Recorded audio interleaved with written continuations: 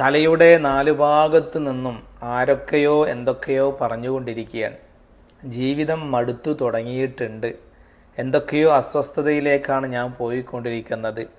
53 വയസ്സുകാരനായ ആ മധ്യവയസ്കൻ നെടുവീർപ്പിടുകയാണ്. വിഷയത്തിലേക്ക് വരാം. ആ 53 വയസ്സുകാരനെ എൻ്റെ അരികിലേക്ക് കൊണ്ടുവരുമ്പോൾ അദ്ദേഹം നോർമൽ സ്റ്റേജിലല്ല ഉണ്ടായിരുന്നത്. ഞാൻ വിശദീകരിക്കുന്നില്ല. കുറഞ്ഞ സമയത്തെ പ്രയത്നഫലമായി അദ്ദേഹം ശാന്തമായ അവസ്ഥയിലേക്ക് എത്തി. ഞാൻ അദ്ദേഹത്തോട് ചോദിച്ചു, ഉപ്പ, എന്താണ് നിങ്ങളുടെ പ്രശ്നം? ഏത് വിഷയം ആലോചിക്കുമ്പോഴാണ് നിങ്ങൾക്ക് അസ്വസ്ഥത തോന്നുന്നത്, ടെൻഷൻ തോന്നുന്നത്? അദ്ദേഹം പറഞ്ഞു, എൻ്റെ ചെറിയ മകൻ്റെ വിഷയം ആലോചിച്ചിട്ടാണ് ഞാൻ അസ്വസ്ഥനാകുന്നത്. എന്താണ് വിഷയം? അപ്പോൾ അദ്ദേഹത്തിൻ്റെ കഥ എന്നോട് പറയുകയാണ്. 27 വർഷം അദ്ദേഹം പ്രവാസിയായിരുന്നു. പിന്നീട് നാട്ടിൽ സ്ഥിരമായി. അൽഹംദുലില്ലാ, നല്ല കുഴപ്പമില്ലാത്ത ഒരു സമ്പാദ്യം അദ്ദേഹം നേടിയിട്ടുണ്ട്. മൂത്ത 2 മക്കളെയും അദ്ദേഹം ഗൾഫിൽ പറഞ്ഞയച്ചു. അവരുടെ വിവാഹങ്ങൾ കഴിഞ്ഞു, മക്കളായി, അവർ വേറെ വീടുകൾ വെച്ചു. ഇപ്പോൾ അദ്ദേഹം താമസിക്കുന്നത് ചെറിയ മകനോടൊപ്പമാണ്. അദ്ദേഹത്തിൻ്റെ വിവാഹം കഴിഞ്ഞു, അതിൽ 2 മക്കളുണ്ട്. വിഷയം എന്താണെന്ന് ചോദിച്ചാൽ, ഈ ഉപ്പാക്ക് ഗൾഫിൽ നല്ലൊരു സ്ഥാപനം ഉണ്ടായിരുന്നു. ആ സ്ഥാപനത്തിൻ്റെ നടത്തിപ്പ് ഈ ചെറിയ മകനെ ഏൽപ്പിച്ചിരുന്നു. എന്തുകൊണ്ടോ അള്ളാഹുവിൻ്റെ വിധിയാണ്, സ്ഥാപനം വേണ്ടതുപോലെ പുരോഗമിച്ചില്ല എന്ന് മാത്രമല്ല, ഏകദേശം 25 ലക്ഷം രൂപയുടെ ബാധ്യത ഇപ്പോൾ ഈ ഉപ്പാക്കുണ്ട്. ഈ വിഷയം ആലോചിച്ചിട്ടാണ് അദ്ദേഹം ടെൻഷൻ അടിക്കുന്നത്. അദ്ദേഹം പറയാണ്, പല സംരംഭങ്ങളിലും ഞാൻ എൻ്റെ ചെറിയ മകനെ സംവിധാനിക്കാൻ നോക്കി, പക്ഷെ അതൊന്നും ശരിയായിട്ടില്ല. ഇപ്പോൾ എൻ്റെ വിഷമം, എൻ്റെ ചെറിയ മകനെ ഒരു കരക്കടുപ്പിക്കാൻ കഴിഞ്ഞില്ലല്ലോ. മാത്രമല്ല 25 ലക്ഷം രൂപയുടെ കടക്കാരനാണ് ഞാൻ.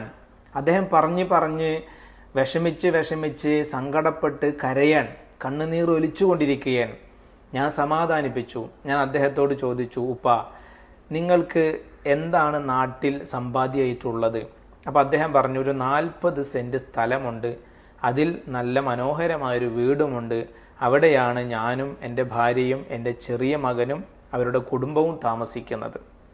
ഞാൻ അദ്ദേഹത്തോട് ചോദിച്ചു, ആ 40 സെൻറ്റ് സ്ഥലത്തിൽ നിന്ന് കുറച്ച് സ്ഥലം നമുക്ക് മുറിച്ചു കൊടുക്കാൻ പറ്റുമോ, വിൽക്കാൻ കഴിയുമോ? അപ്പോൾ അദ്ദേഹം എന്നോട് പറഞ്ഞു, അതിൽ നിന്ന് 20 സെൻറ്റ് സ്ഥലം വിൽക്കാൻ വേണ്ടി ആലോചിക്കുകയും തീരുമാനിക്കുകയും ചെയ്തു. പക്ഷേ അവിടെ സെൻറ്റിന് 4 ലക്ഷം രൂപ കിട്ടുന്ന സ്ഥലത്ത് ഒരു പാർട്ടി ചോദിച്ചത് 3.25 ലക്ഷം രൂപയ്ക്കാണ്. അതുകൊണ്ട് 4 ലക്ഷം കിട്ടിയിട്ട് വിൽക്കാം എന്ന നിലക്ക് പെൻഡിങ്ങിൽ വെച്ചിരിക്കുകയാണ് എന്ന്.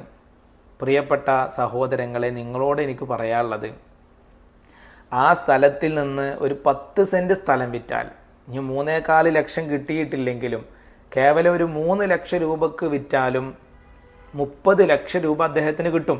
അദ്ദേഹത്തിന് ആകെയുള്ള കടം 25 ലക്ഷം രൂപയാണ്. എത്ര സമാധാനത്തോടു കൂടി മുന്നോട്ട് പോകാം?